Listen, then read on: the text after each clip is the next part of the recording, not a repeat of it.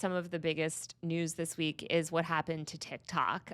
The deal went through last week, of transferring the ownership officially from ByteDance, a Chinese-owned company, to this conglomerate of U.S. pro-Trump, pro-Israel investors, most namedly Larry Ellison, who's a huge Israel booster. He's the single biggest individual donor to the IDF. And almost immediately there were problems. It was a disaster. Bisan, who's a famous Palestinian journalist, had her account completely shut down. I reached out to TikTok about this. They said that it was a mistaken identity issue and her account is back up, but it was certainly suspicious timing. You also had a lot of other issues. So even Axios reported scores of TikTok users have reported being unable to post videos about ICE, with some saying they couldn't send messages featuring the word Epstein over the weekend. The company claims a power outage is responsible for these issues. So there was a data center power outage that did happen. And that has actually happened on TikTok before. And it's like when you go on TikTok and that happens, there's 0 views on everything. So that is real. There was a data center outage and there were 0 views on everything for a minute. But that doesn't explain a lot of this other stuff. And it certainly doesn't explain ICE videos not getting distribution, the weird Epstein thing, which they said was a glitch and they claimed to have fixed. But there's just a lot of issues. Censorship on TikTok has never been good. Like, it's always been a very censorious platform. That's why we have the concept of algo speak, which is people saying things like unalive and all of this other, stuff, nip knobs for nipples, like all this like weird ways that we have to like speak around the words. All of that stuff was mainstream from TikTok. So I'm not going to act like this was some like bastion of free speech. But it is just like ridiculous that, again, this new ownership the reason that we have this new ownership is specifically because of speech on the app. And I think that that's really important for people to know, because they're like, well, what do you mean speech on the app is being censored? It's like, let's not forget that the entire reason why this app was banned was because of speech. And specifically, there's this excellent piece written by Sarah Zhang on The Verge. Palestine was the problem with TikTok. And it just documents the reality, which is that the reason TikTok was banned was because of the speech on there that was pro-Palestinian. It was because it was the one social network that had more progressive content creators than conservative content creators, the one social network. And it was a hub for Gen Z activism. So that is why TikTok was banned. So they banned TikTok to control online speech. And now that they're starting to control online speech, people are like, why would they control online speech? It's like, that's why this app was banned in the first place. So it's really ridiculous. And I mean, you see them even bragging about it. You saw Mitt Romney talking about it. You saw Mark Warner and Rep Gallagher, who now works for Palantir, by the way, on stage at the Munich Security Conference last year saying, haha, yes, like we banned TikTok because of Gaza, basically. So it's all, very ridiculous to sort of pretend that any of this was about data privacy or China. And to that end, I want to talk about this Wired piece that came out where it was revealed TikTok is now, let me close these other tabs. TikTok is now collecting even more data about its users. So like none of this was about data privacy, because let's be clear, this data can be bought by China. China can buy this from data brokers now. TikTok is harvesting all this data. It's not secured the way it was previously under ByteDance's rule. And this is just going to make it 10 times easier for China or any other terrible entity like the Department of Homeland Security or whoever to get our data. People were pointing out things, in the new terms of service, where they had a whole section of medical data, I guess they were collecting, like basically identifying things in the background about mental illness, that they're using the same method of scanning, videos and stuff. Some of the stuff is pretty standard terms of service stuff, but they do collect information on your ethnicity, sexual orientation, and immigration status, which is like, what? Why do they need that? And they note that this information will be used for marketing purposes and analytics. But again, let's not forget that the way that the Department of Homeland Security gets their data is through um, commercial advertising markets.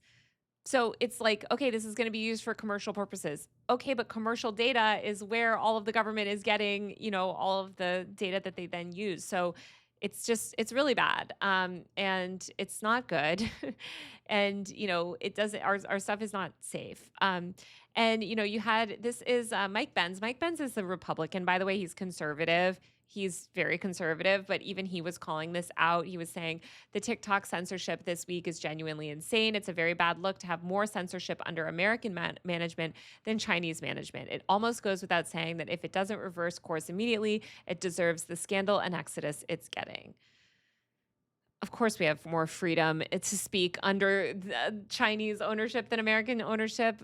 And this other post I thought was really good. When TikTok was Chinese owned, Washington screamed national security threat because America needed to protect its freedom. Now TikTok is under a U.S. controlled structure, and suddenly Americans are discovering that the only people who ever censored them this aggressively weren't Beijing, it was California and D.C. So the platform is unsafe under China because it might censor political speech, but it's magically safe under the U.S. while actively suppressing posts critical of a sitting president.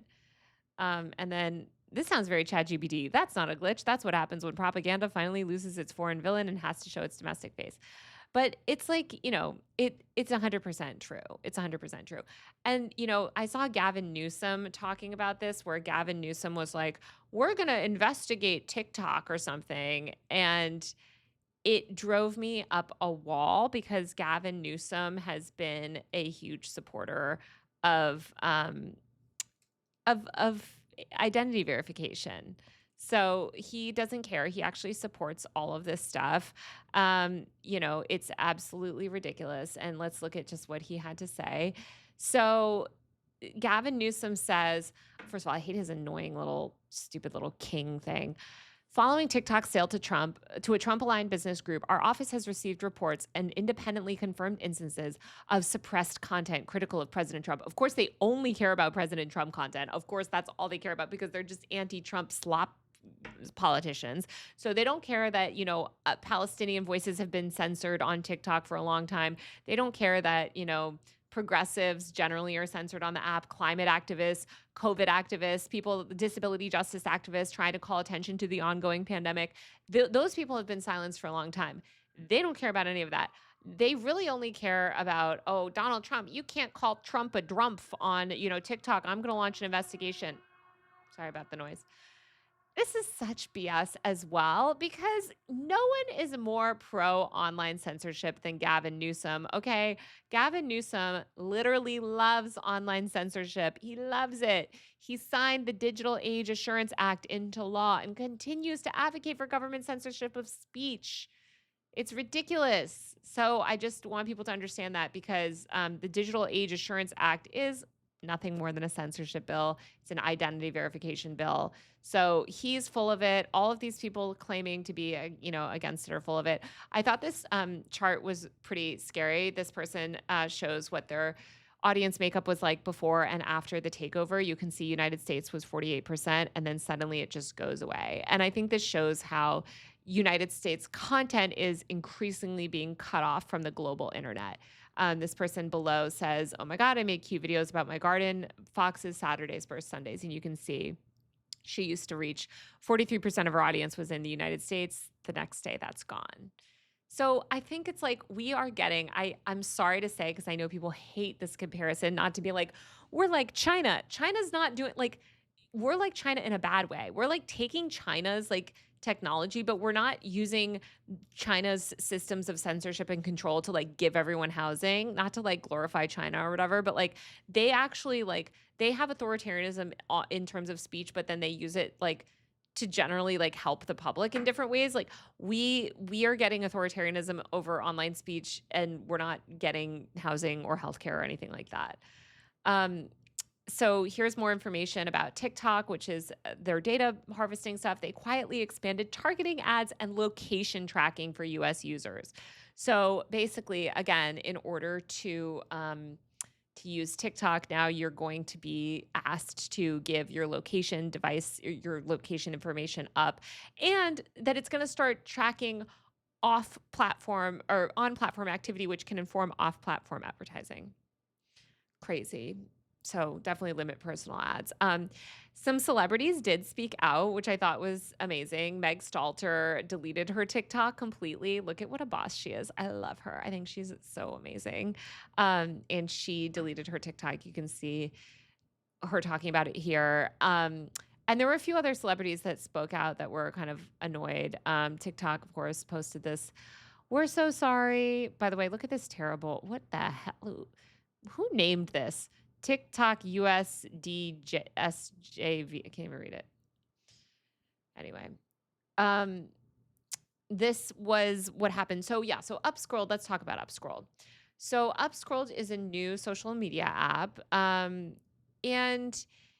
it's founded on free speech principles. The founder of it lost, I think, something like 60 of his family members in the genocide right now.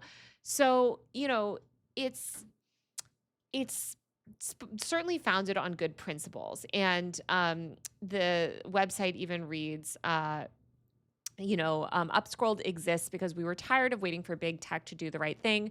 We need a place where people could speak freely without playing algorithm games or being punished for telling the truth. Upscrolled is for everyone, from minorities to small businesses, creators, and everyday people. I'm on Upscrolled. It's a very glitchy app. It's certainly not ready, I think, for the influx of users that it got. It looks like this. It literally looks like a clone of Instagram or, you know, social media or Instagram or Twitter. Sorry, I'm so tired. I might only be able to chat for like 10 more minutes. Oh, it's already 6:30. How do I end up going for so long and I've only covered two things? Anyway, so Upscrolled is it's fine. It's fine, but it's certainly not revolutionary. It's essentially a clone and they promise to do a better job than TikTok. What makes me nervous about Upscrolled is that it's based in Australia. Some people were like, "Oh, the founder or his location is UAE. UAE is evil too," or whatever. Okay, fine, whatever. Sure, the UAE is bad in certain ways. But my bigger issue is that like this is still this is not a distributed, like this is just this is the same kind of platform but just with new owners, and it's in Australia, which is a country that can be very pressure, like Australia does not have good free speech protections or free speech rules. So that makes me very nervous. um I don't like that they're being censored. I think it's crazy that TikTok is already censoring their content. That's insane and shows you how, nonsense TikTok is. There's also, people trying to do things like Monet. This is European guys, the Europeans. I think they're all in bed by now, but the Europeans, why do they keep trying to do this to themselves? It's like first they had the W app last week, which was basically just for like Davos elite people. You had to verify your age. Now they have Monet. Like, I actually posted to Monet. I was like, "Do you guys support identity verification?" Nobody, but look at he's in France. So yeah, it's like this is another identity verification app. This is another identity verification app. And I asked them specifically, "Do you guys support identity verification?" And I trust Froggy Tonic because he lives in France and he knows. And he says, "Oh, most assuredly they'll have to comply. Even France just passed an age verification law." So, guys, like none of these apps are going to protect you. Like that's my big problem with this stuff is like none of these apps are going to save you. And as this person Rebecca says, the US took control of TikTok because of inconvenient facts. Like they don't care about this rush to uninstall it because ultimately it's about control. So if you guys all mass delete TikTok, guess what? They get the same effect as they did of like banning it anyway. They don't care if they run this app into the ground, just like they don't care if they run, CBS News into the ground, because that's what it's about. Oh, we're going to talk about Meta next. So yeah, it's just ridiculous. And then of course we have TikTok. Then we have CNN. CNN is just doing like propaganda as usual. CNN is, of course, defending like power as always. Like this whole thing is just ridiculous. CNN is like the most Zionist news organization ever. But and they're all like, "Oh, it's tough. They're cracking down on Trump. Like can you even criticize Trump on this app?" It's like, guys, they're probably going to let people criticize Trump on the app. I don't know if they'll let people speak about the genocide. That's the bigger problem. And so, um, this person is calling that out, basically saying American Israeli politicians are on video explaining how the TikTok ban sale after years of inaction was spurred on by young people having incorrect views on the Gaza war and what a game changer it will be for shifting public perception of Israel. This is literally what Netanyahu said. Let's not forget what Netanyahu said, right? Let me actually pull up this piece that I wrote for Zateo. I can't open the actual link up because it's not live yet, but I think I linked to it. Hold on a second. I just want you guys to know that like this is what they know what they're doing. So for instance, let's look at this reel from Middle East Eye right here. So this was last September. Oh my gosh, this was last September. Oh my gosh. Okay. He said, we talked about the woke right. And he said, I call it the woke Reich. That's a brilliant observation. The woke Reich, because these people, they're not any different. Okay, that was the wrong clip. Sorry. Here we go. The weapons change over time. You can't fight today with swords. That doesn't work very well. But we have to fight with the weapons that apply to the battlefields in which we're engaged. And the most important ones are in social media. And the most important purchase that is going on right now is class followers. TikTok, number one. And I hope it goes through because it can be consequential. Okay, so did you hear what that he was saying? The most important thing, the most important thing that goes through, the most important deal that goes through is TikTok, and it's going to be consequential for allowing them to control the narrative. This is why TikTok was sold. Obviously, we know that there's tons of reporting here, but it's just crazy because they're just brazenly saying it. And then you have CNN, running cover for Zionists. There was also this clip from Adam Pressler, who is the new TikTok CEO. So TikTok's new CEO was formerly head of trust and safety. And he was caught on stage at the Jewish World Congress saying essentially that he's, banned a bunch of accounts or that TikTok has banned a bunch of accounts. So here's what he said. Here. A change to designate the use of the term Zionist as a proxy for a protected attribute as hate speech. So if somebody were to use Zionist, of course you can use it in the sense of you're a proud Zionist, but if you're using it in the context of degrading somebody, calling somebody a Zionist as a dirty name, then that gets designated as hate speech to be moderated against.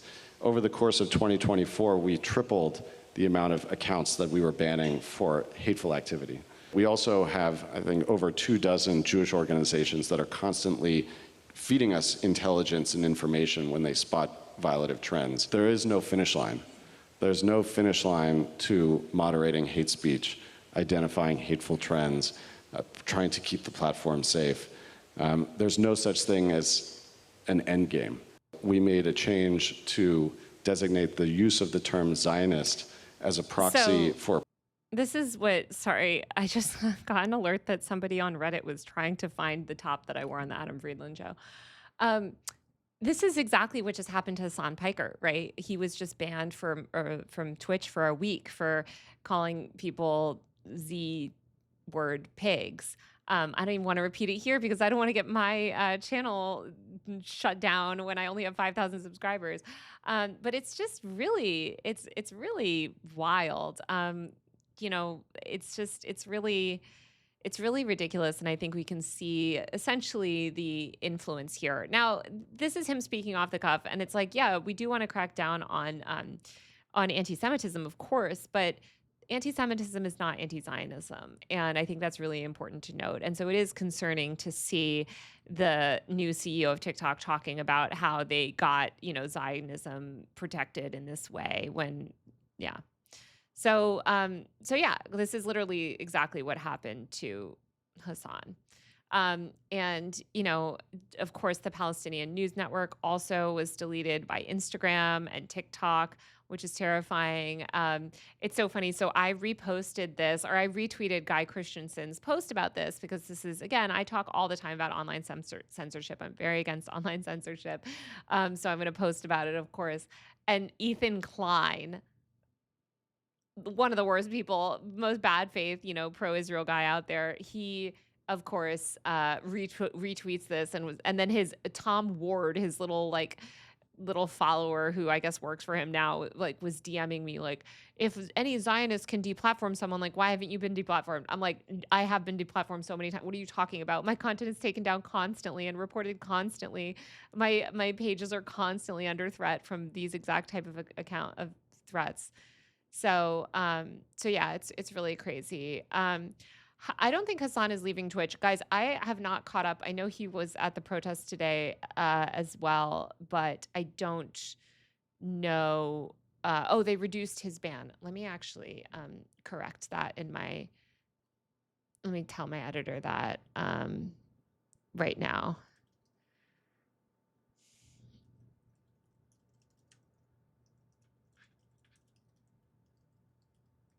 Ban, so correcting. I'm just going to correct it in my Google Doc that I filed, because I reported on what happened to him.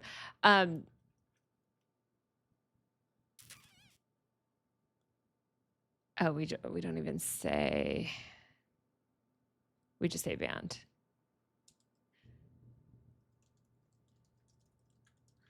Specify. Sorry to be editing a piece while we're on stream.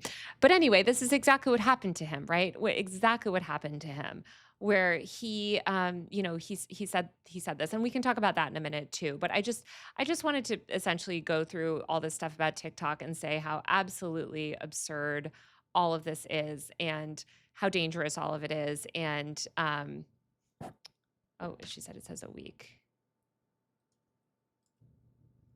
Oh.